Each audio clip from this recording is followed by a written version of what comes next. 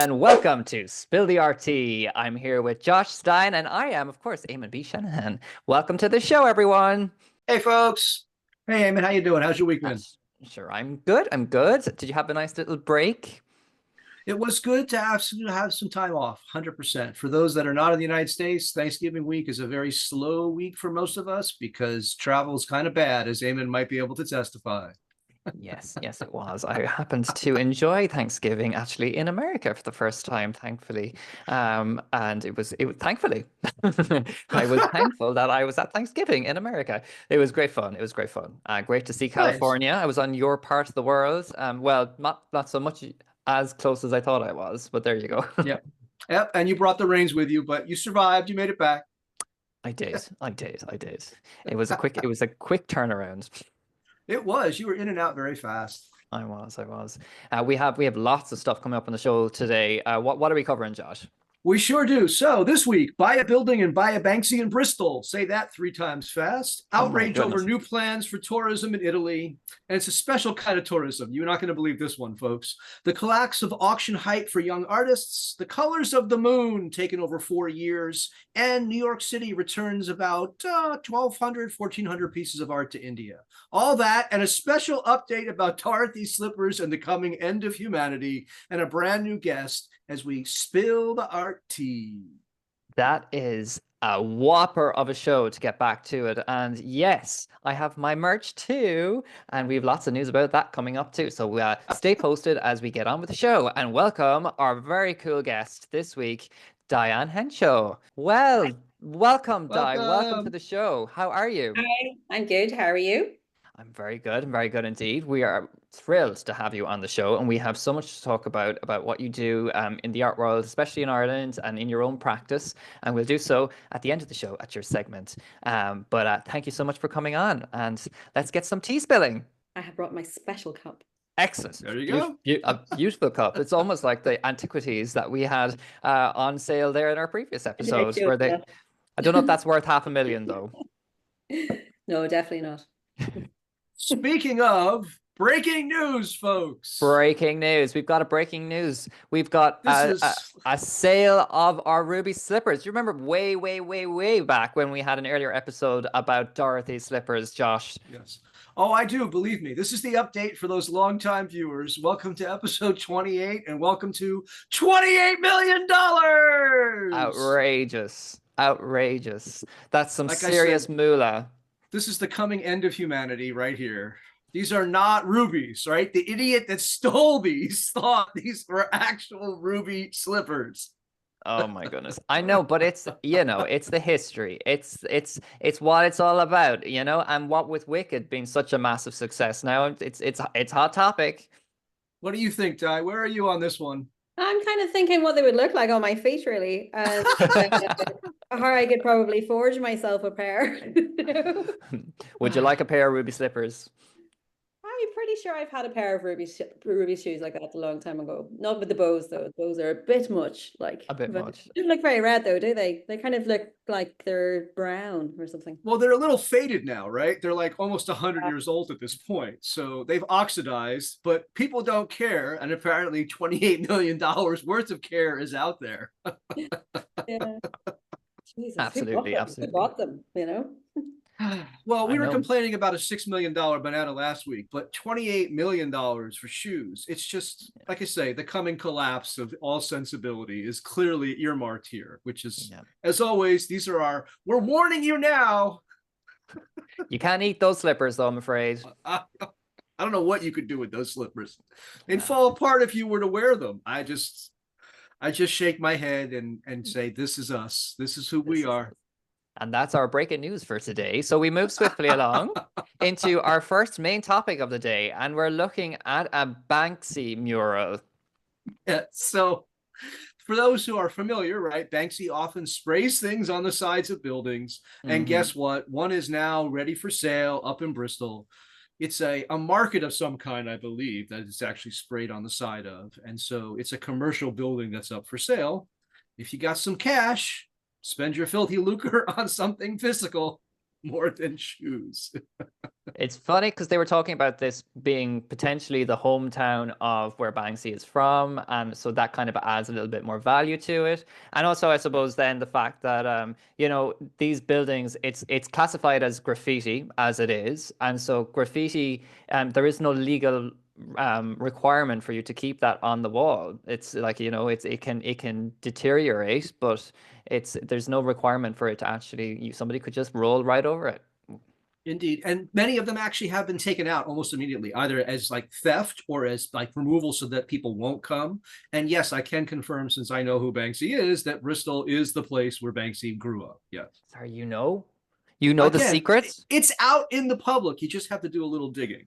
Okay. It's not hard to find. Okay. Can we do a big like reveal about who Banksy is? No, because I will honor the. That's why it's out there, but no one like goes around saying that they. It's just, I think he's part of pest control. Famous musician or something. I thought he was a musician. Like that's what I heard. He's an all-around wonderful artist. all I'm saying is Bristol is where he's from. And so, yes, that certainly does add to it. I don't know that this has any particular historical significance in the context of like Banksy's over. Like, was this the first place he tagged or something? I highly doubt that, right? So it's more this idea that you're buying a building, but you're also buying an attraction. And I think if you're buying a building that has, it would add value to your building, surely. That's certainly if you have if you buy something, because many of these are sprayed on people's houses, right? And so you can understand why they want them removed in some way or another. This is a commercial establishment, or it's zoned for commercial, right? So it would actually be a draw to bring people in if you were to do it the right kind of way. And certainly if I had that kind of money, I would work with pest control, exactly, right? And try to make it something that is more than just like something that's a bother to the neighborhood, and make it work for everybody, which is what art should do, right? It shouldn't be an imposition. It should be something that we all want to have with us. Absolutely. Well, I think so. And it's now become a historical monument. So I feel like, you want to preserve that. But there are people out there that don't care about that. And it looks like there's a lot of land in front of that could be more like, more commercially valuable for people. One person's monument is somebody else's pest, no pun intended, right? And so what drives traffic from one person's eyes is a nuisance in their lives from another. And so that's always the negotiating about art in public, particularly stuff that becomes spectacleized, because it's like this scene from DeLille's White Noise. The most photographed barn in America is the most photographed barn in America because everyone keeps going there and takes pictures of the barn, not because there's any intrinsic value to that particular barn, right? And so a lot of valuation works along the same lines. Di, what would you do? Would you paint over it? Probably. I'm not a massive Banksy fan. I do think his work's good. Some of it's good. The recent stuff that he's been doing, I like. But yeah, I just think, sure, we can do another one somewhere else. Sure, it's only essential anyway. That I would argue that's only art. I think that's ultimately Banksy's point about doing the art in public, right? Is that it can be overwritten. And if it's not respected, if it's not valued anymore, it will be, right? And that's exactly what the street tradition of art comes from, is that you preserve what you value. As well. I like the idea of it being ephemeral, and why should art be there forever? Well, that's certainly one way to get rid of the spectacle, is to make it a very limited spectacle. Right? You get there for a certain amount of time and then it's gone. And that's what I've always appreciated about sand mandalas and that whole tradition. You're there for the making of the mandala, and then you're there for the removal of the mandala. And if you weren't there in the moment, guess what? You missed the mandala because it was a whole ephemeral motion.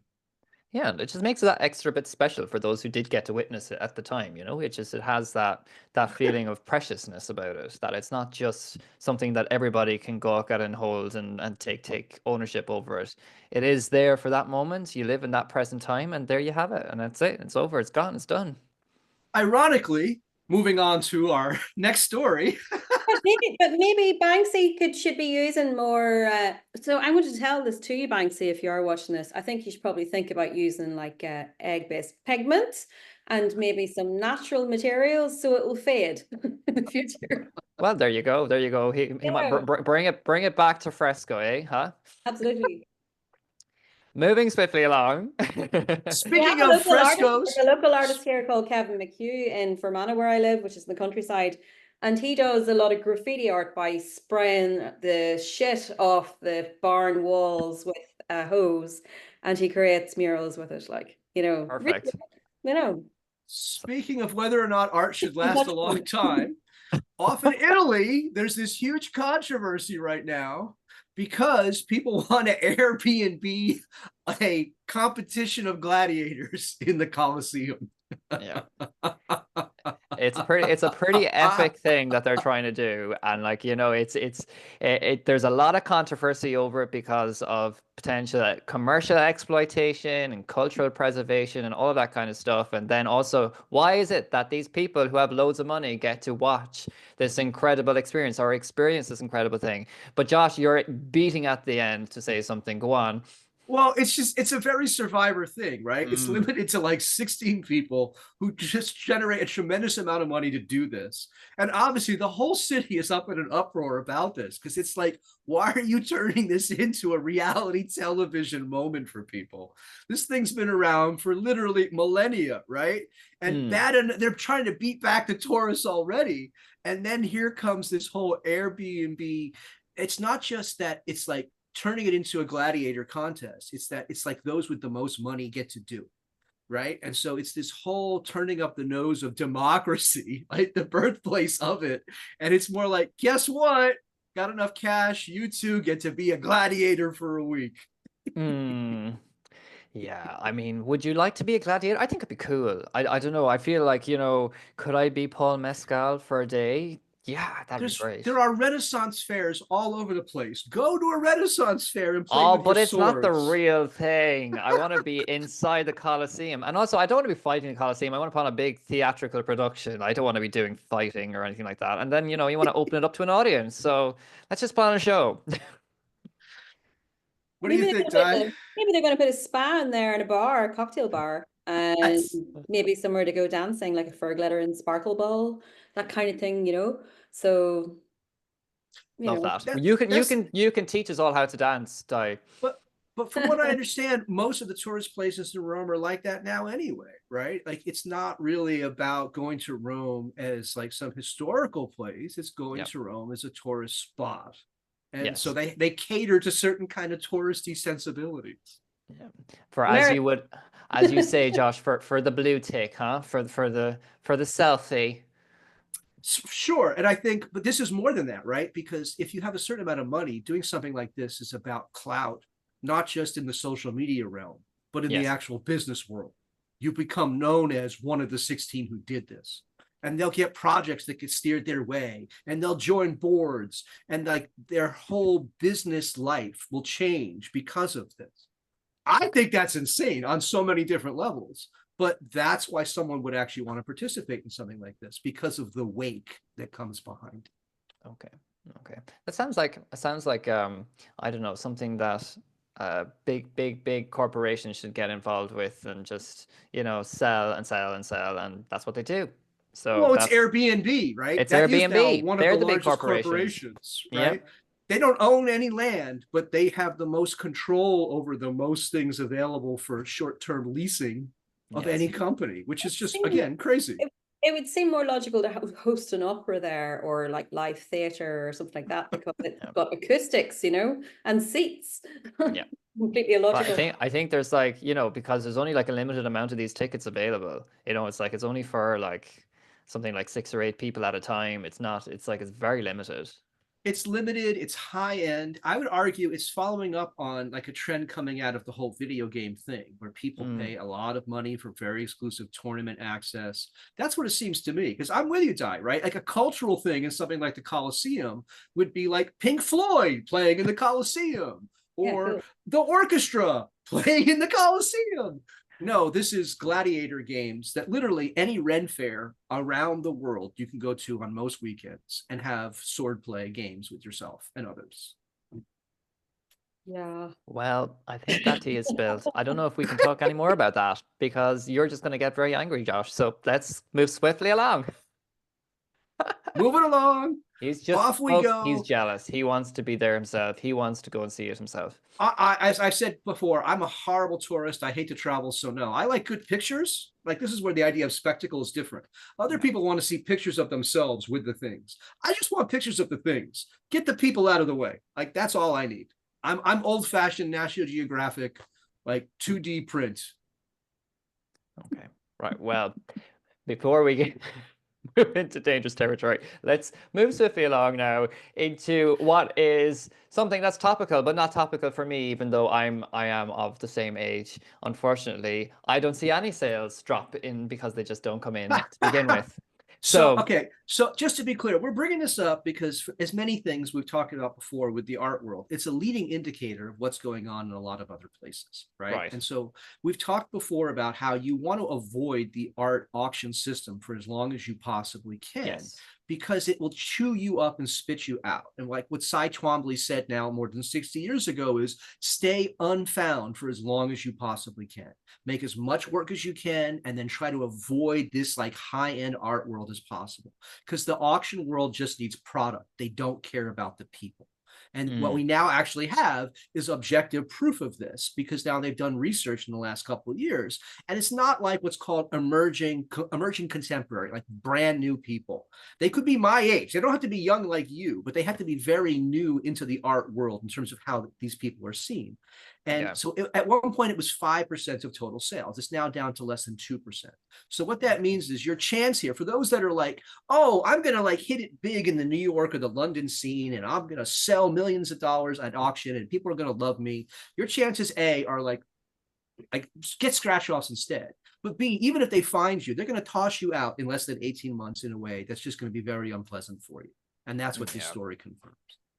Yeah, I mean, like you talk about this, we have spoken about this quite often, and I think what's interesting is that in the greatest artist spectrum, there are flash in the pans. You know, you see the flash in the pan artist, you see the flash in the pan musician, singer, you know, pop artist, that lasts for 10 seconds, and it's because they've been put on speed almost to get there really quickly, and then there's no merit or there's no like you know there's no depth to what they're trying to say or there's no language that's been established, so there's nothing for them to kind of rehash all the time and to try and kind of redevelop.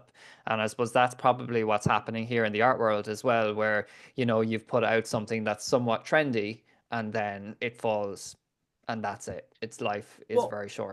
What's most frustrating is, right, if you're an artist, you're not putting out anything that's trendy necessarily. It's just they decided now you're the trend, right? You like are it's the one trend. thing if you're doing one-hit wonders in music, right? The whole idea was you're generating a new single every month anyway. So you're the one-hit wonder, the flash in the pan, you make your money, you retire to California, you're good to go. But most of us as artists have put in like a lot of time. We might get found really quickly, but it doesn't mean it was quick in any kind of way of leading up to that, right? And so it's not, like I say, it's not so much about the art world. It's this idea that you have to like position yourself as a creative for long-term growth and long-term making of work outside of the boundaries of what this auction system seems to promise. It's a total deal with the devil. Yeah. Di, you work with artists a lot. You are an artist for a long time yourself. What do you feel? What is your perspective on this?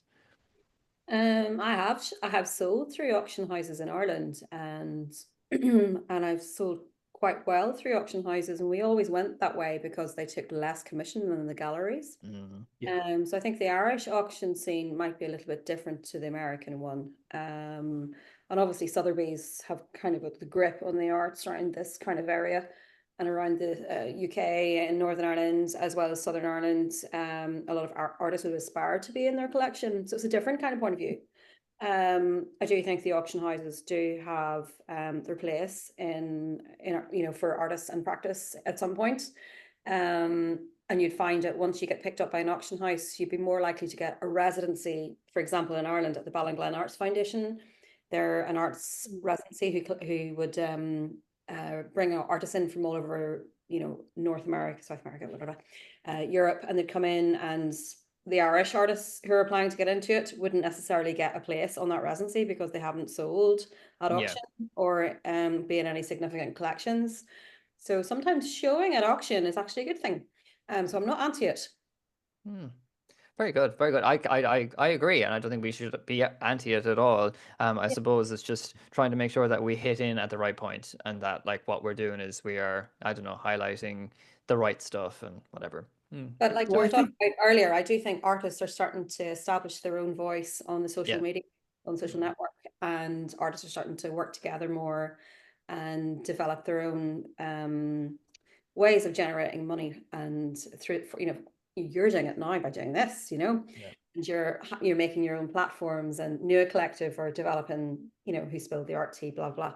And also for me, I work with Drawing Box International, and which is a collective of group of artists, and different way of networking to make connections and sell work. But each of those artists is definitely shown through auction houses as well as through the gallery system. So it's definitely not something to be snubbed, No. Well, I just think it depends on the particular market you're aiming for. In the United States, that getting into that market means that you're going to show in certain galleries only. Your work is going to be circulated among a very rarefied group of collectors.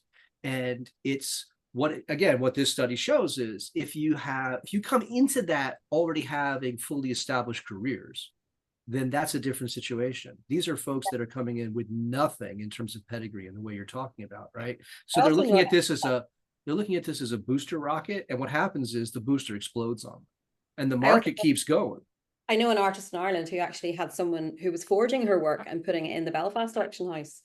She was quite an established artist. I'll not name her. Please don't. Like, and I'll tell you in private after this.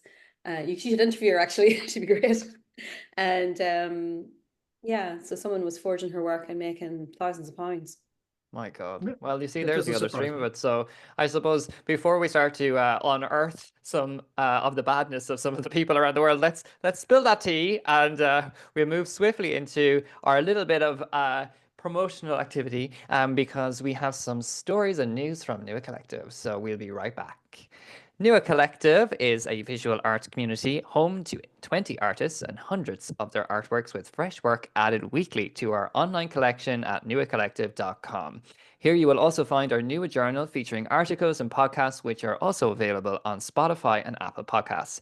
Follow us on Instagram and TikTok, like this video, and subscribe to our YouTube channel so you don't miss us spilling the art tea in our weekly roundups every Monday.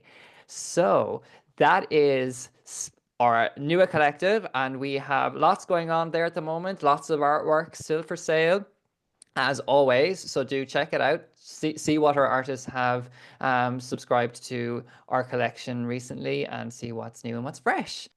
Actually, folks are supposed to like, subscribe, share, send to 3 friends, leave a comment, and not just make a request for swag, but actually make an order for swag. Yes, and here we have all of our beautiful swag right before your eyes. So we have a very cool hat, and we have some t-shirts, and we have some tote bags, and we have some really cool other little accessories, all available for sale on our website at www.newacollective.com. And by doing that, all you're doing is you're helping out the collective by purchasing those, and all of it goes towards the administration that goes into running the collective and running this podcast, so that we can continue spilling some RT with you. For the Americans, that means we're nonprofit. No one's getting paid here. Yeah.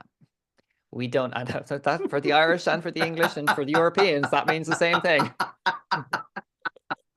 I get a mug. We'll get the mug. Get the mug. The mug is great. Look, and it's as you can see, it turns out quite well. It's like you got a lovely little pink inside. Just to I personally like the hat, but that's me. What can I tell you? Cool. I'm a hat guy. You're a hat guy. Okay. Well, you can see it all through the link in our bio, and you can see it right here before your very eyes.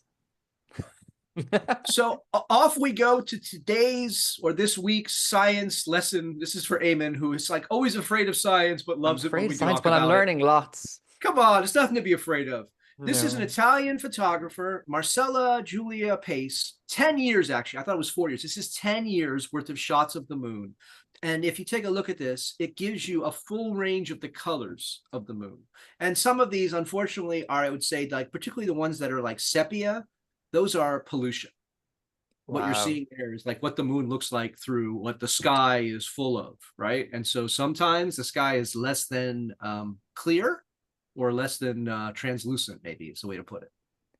That's interesting. I wonder about like the timeline. Is it in chronological order as kind of the spiral goes round, or is there any sort of my understanding is it's more about coloration rather than a particular timeline. Yeah. But it took 10 years to get this full range. And again, for long-time listeners and viewers, we've put up other kinds of montages that have been done using stuff from spatial observatories. And so this one's kind of cool because like we all think of the moon as just kind of being the moon, but turns out under the right light, no pun intended, the moon can look a lot of different ways. Yeah. It's really beautiful images. It's just like, obviously, like as you said, it reminds me of the exoplanet layout that we experienced before. But what really strikes me is the pollution aspect to it and how that has completely manipulated the colorings, which is quite scary. Yeah. Well, I think like the ones that are down bottom there that have more of a bluish tint to them, blue-gray, that's Yeah. more like the actual non-atmospheric interference. And then the ones that are sort of more towards the top right that have the yellow sepias, that's atmospheric interference in the sense of like pollution in the environment. What do you think, Di? Where are you on this? Yeah, I'm just trying to think. I was wondering if maybe she photoshopped it, really. Well, to put the collage together. Yeah, it looks very similar face of the moon all the way around them. But Yes. yeah, no, I like the concept, and it's got some sort of environmental message there. You know, there's a good ethic to her work. I like it. I like it a lot, and yeah, I'd be interested to see what she does next. Really. Yeah, definitely. Well, Well, hopefully I think, continue taking pictures of the moon. It's like a familiar image. It doesn't look unusual. That's much of the science photography that we've talked about, it is exactly that. It's taking things that are familiar and then using that as a way to open up some kind of dialogue. And usually it's not necessarily the scientists themselves, right? I think in this case, it happens to be a photographer. So there is like a natural overlap. What we find interesting is the way that like the non-scientists, if you can take what they're working on and put it into some kind of visual layout like this, it attracts a lot more attention. Like the message to the scientists of the world is find ways to like visualize what you're doing in ways that like catch people's interest, because people love these kinds of collage images that we put them out. They really do. They really do. And like we just, even from our own platform, we see a massive influx of people who respond to these sort of stories. And so it's really cool. I think I suppose we're all very interested in what's beyond our own planet. But it's great. And I really wonder what, you know, what is making like even like that really dense purple one in the center. I just think that's like, you know, I'm wondering, was there like what sort of filter was through the sky that day? That's the blue moon, right? Like there are blue Yeah. moons that come in. And so like 10 years, I think you're right, Di, that it's about getting exactly the same face of the moon, right? Because At the things same do time, change where you are in relation to it. And so, yeah, what you're getting then is like what's available over time from precisely that. It's not the same in time, but it's the same spatial coordinate relation. Really interesting. No, Well, it's actually the faces in the moon, which I find more interesting. And the thing, I'm not really seeing it very close because you've got to zoom out here. But I think I'd love to just zoom into that and see the drone. Yeah. Yeah. The really high res images are always interesting too. Just forget it's a moon and just look at it as an ethereal thing, you know, as a singular piece, which is kind of cool. Yeah, it wasn't the fact that he has about the man in the moon, you know. there's a cow jumping over that moon, but it's it's it's really cool. I think it's great. So onwards we go to New York.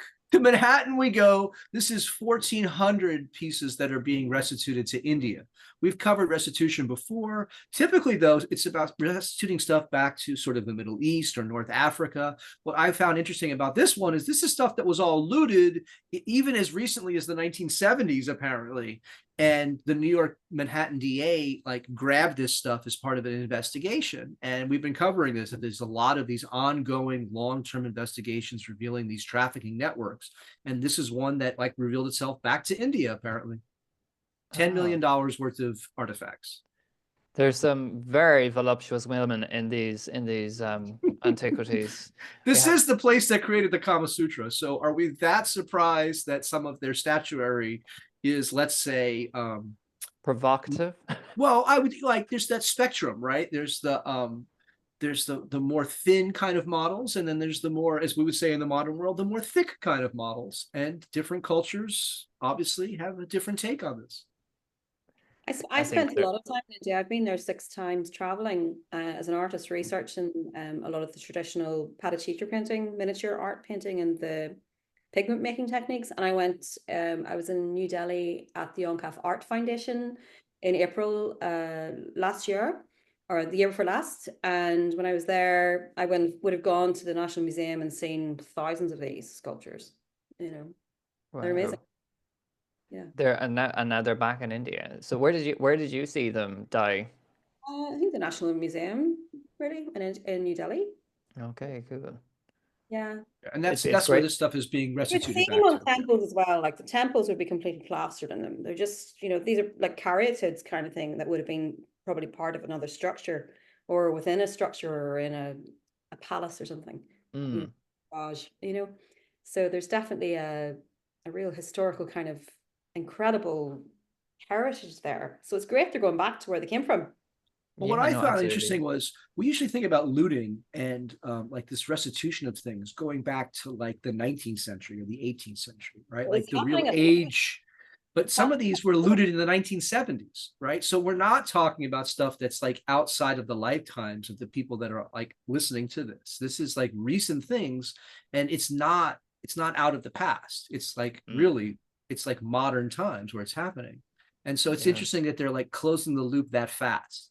It's one thing for the British Museum to be having an argument over the marbles going back hundreds of years. One thing I noticed whenever I was in Asia recently traveling was just how the rich are getting seriously richer. And I think that culture will eventually overtake the West financially.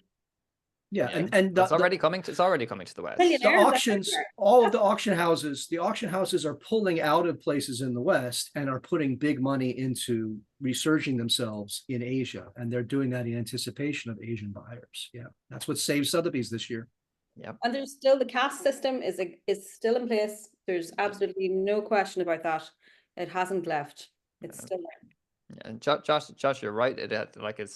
You see that in the Chinese Sotheby's auction room where there's most of its income for Sotheby's has come through China. If you're a Sotheby's employee and you can speak an Asian language, your job is pretty much guaranteed. If you're not and you're speaking like German, I would say you need to learn an Asian language fast because they're pulling out of the West. But even on the property search, you see that now in the UK where you're like, it's like, by the way, at the end of each listing, if you want to speak to us in Chinese, we can facilitate that. Yeah. Well, unfortunately, we talked about this before. That's the problem of capital. Capital doesn't care. It just wants to move where it can move. And before we get cancelled, we'll move swiftly along and talk about something a lot more important, which is Dai and the work that you do, Dai. And we're delighted to have you on today, and we have lots to talk about your practice and about what it is that you do. So first, I have a slide of your beautiful studio. So I'll share that with the world with some really beautiful monochromatic works here. But do you want to tell us a little bit, like a brief background about who you are, what you're doing, what sort of work you're working on? So I'm an artist. I live in the northwest of Ireland on the Irish border in County Fermanagh. And I'm originally from the Antrim coast. I'm married to a Leitrim man. And I have a 7-year-old son, and we live behind a stone cottage in a little wooden house. And we have a polytunnel where we grow vegetables. And I have a studio that used to be a pig shed that we renovated during the lockdown, and which is what you can see in this image, is half of it. And I use that to make work on. It's taken from a corner where the stove is, so you can't see the stove really in this image. And these works would have been made in July last year, actually, in that studio in the dark. I was working from dark to light with very low light, working from black and working with a knife mostly. So a lot of the white patches you see are cutouts. So I do a lot of cutout kind of shadow drawings. So a lot of my new work is kind of very ethereal that way. And it's done in a very spontaneous way as well. So that's a very eclectic image, really, what you're saying there. Cool. We have some close-up images here. So this How did you settle onto that technique of using the knife in that way? It just sort of happened. I had some drawings that I was upcycling and I couldn't find any paint one day, and I thought I'm just going to cut that up then. And I have been cutting drawings up for about 25 years anyway, usually around the edges and sometimes in the middle. And I just thought, I'm going to try and make a landscape with that, of the view that I was taken down to the ocean one day, and I just did it, and that's where all those drawings came out of. This Cool. image that you see is a roof garden in Delhi at the Young Art Foundation in India. That's about 8 foot square, a huge piece. Wow. Sort of mixed media and So Indian ink. huge then. And that's done no, on it's sitting canvas? on the floor in this kind of, I wasn't working in the studio, I was working in my room, like, and then they have these huge fans, and they made the most amazing marks on the ink the next morning. I thought, God, you know. So I was working like sort of floor wall, you know. So Amazing. my work's very experimental. Well, it's great because the lines and the mark making that you have here are really impressive, and they really resonate with kind of what you're trying to say. And like, it's because obviously when it comes to walking the landscape and walking different places, and you are following the pathway and the lines that are marked by the people that are kind of that occupy them, and I think that's really apparent here. And the substrate here is canvas? Paper. I Paper. always work on paper. Yeah. I would consider myself to be drawing all the time. I might be using paint to draw or ink to, you know, throw lines about and pull back. But sometimes the ink makes its own voice and tells me its story. And so that really it starts sounds a bit like Henry Moore-ish. It starts to kind of talk back to you, and then an image would reveal itself rather than me having to draw it. And then I would work over it again and again and again. It can Sometimes really guide your voice. Sometimes it can happen overnight. Sometimes it takes me 6 months to make a piece, you know. Yeah. We get that. And then this piece here, which is kind of not as square on, it's not as Also at the same time, and that was made in a friend of mine, Nidhi Agarwal's studio. She's a very prolific artist who works in Noida in India. And I went to visit her and her sister Ritu, and that day they handed me some paper and went, draw. So I did. I made about 4 pieces, and yeah, changed my whole work actually for the rest of the residency. I made oh about wow, cool, based on that. these would be small ones. Okay. Yeah. It's amazing how something like that can just change your overall thought on something or your direction. A lot So of what's a lot of the series is the ones of the pieces I made. Like this would have been like of glimpses of bodies, and because like India is so densely packed with people, so you're just constantly seeing shapes and the space between. so what's the size of this? It's about A3. A3. And a lot of the work I was making was about pollution in India. My work's very much about the environment. You know, I sort of lead an ecological life. I live quite self-sufficiently here, and a lot of my work is about anti-fracking and you know, industrial mining, that kind of thing, that's impacting on the natural landscape. So when I traveled to India, I made a point of trying to focus on that as a theme of like looking at how the place is evolving, but you know how it's impacting, you know, the environment maybe and the culture. So yeah, cool. and I was traveling Very about, good. I went up to the Himalayas, like Himalaya as they call it, and up to Dehradun and Missouri, and visited more rural parts up there. So a lot of the drawings were over my shoulder in a bag and drawn on the hoof, you know, and or else going back into the studio in the evening and working back from photographs or from memory, blind. Plein air.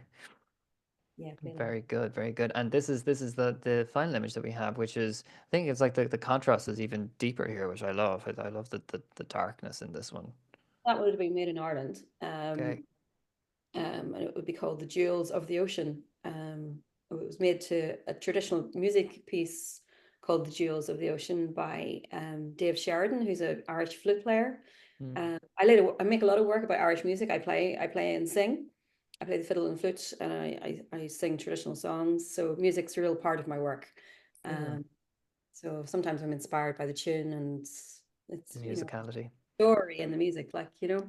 Yeah, So it's amazing. actually doing that set, and again it's about A3. You can see the cutouts in that one. It kind of came after the other series. Those are actually exhibited in Glasgow Pearl Kinney, or one of our Drawing Box members, curated a show. Can't remember the name of the show, but I was in it. Very good. All Very for good. And spots. That's what. Yeah. how do you show these under glass? I think we put them on the wall with magnets. Gotcha. But Because I've if they seen were- some they were paperwork, framed, they'll they're put it framed under. with text, you know, yeah. Brilliant. Brilliant. And Di, have you any shows coming up or any exhibitions that are happening soon? Well, I'm in several shows at the moment. I'm represented by Hambly and Hambly Gallery in Enniskillen in County Fermanagh. Hamblyandhambly.com, and Cool. IamIreland.com represent my work. They're down in Cork, Waterford border. I'm doing an exhibition residency at the Leitrim Sculpture Centre in March and April next year, and then a solo show there. Brilliant. And you're a member of a collective, yes? yeah, I'm a member of Drawing Box International. In fact, I'm the founding member and curator of it. There's 600 members, in fact more. I think Wow. there might be 603 this week. Brilliant. There's a group I set up with Patel Rajendra from India, John Crabtree from Scotland, and Andrew Crane from England in 2012. We met, we were 4 people talking about drawing, and then I suggested, let's set up this group. So we set up the group, and really from its inception, I did most of the 99% of the admin on it, and then it just grew, and we toured a lot of artists' work without the restraints of public funding. So we're like an artist-led organization. We don't work with funding at all. We tour work completely self-funded by ourselves. I actually have funded a lot of parts of it myself as well in the past. And the Arts Council has given us drips and drabs during lockdown for some online studio visits. I would have curated 65 of those with members during lockdown within the private forum, which is the cooperative of Drawing Box International. You can find us on Instagram at Drawing Box International. And at the top of our profile, there's a link there where you can send a membership. It's for people who are professional artists who work specifically in the mode of contemporary drawing. At the moment, we have a group show with about 60 artists showing at the Leitrim Sculpture Centre gallery. That show continues to the 21st of December. You can see the full catalogue on their website online, and the link of which also is on the top of our profile of our Instagram page, Great. Box International. So you can go in there and hook about and see all the Brilliant. art that's for sale. Amazing, amazing. I was saying, buy Irish, buy local, buy professional living artists. Buy art from living artists. There's art from all over the world in the show. Excellent, excellent. That's really good. And we'll link up all of those in our description in the link below, in the copy below. So do check out Drawing Box International, and check out all of Di's stuff as well. Of course, make sure that we see where can we see your work, Di? Instagram, Di Henshaw, Di_Henshaw. There you'll find me. Perfect. So Google Diane Henshaw. go have a look at Di Henshaw's work on her social media platform on Instagram, and do stay posted to all of this exciting new work that you have coming up, which is really, really, really exciting. So thank you, Di. Thank you so much for coming on and for sharing your work with us, and for spilling the RT. Thank you. Thanks for having me. You're very welcome. You're very welcome. Josh, before we go, please give our guests a quick reminder of what they have to do. Fear of missing out, folks. It's real. You know it. Like, share, subscribe, send to 3 friends, comment, order swag. Tell us what other swag you want. That's it. It's You fear asked of for missing. it. It's fear of missing art, Josh. It's fear of missing art. FOMA. Get that FOMA. Apparently. See, a new buzzword has been created, folks. A new buzzword has been created. History. It's not MoMA, it's FOMA.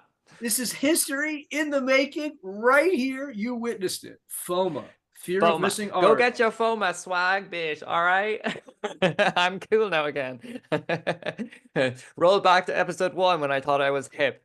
Anywho, that's all from us today. Check us out at newacollective.com, at Newa Collective Art on your social platforms. And remember to check us out wherever you get your podcasts from. Thank you for joining us, and we'll see you next week. Bye, everyone.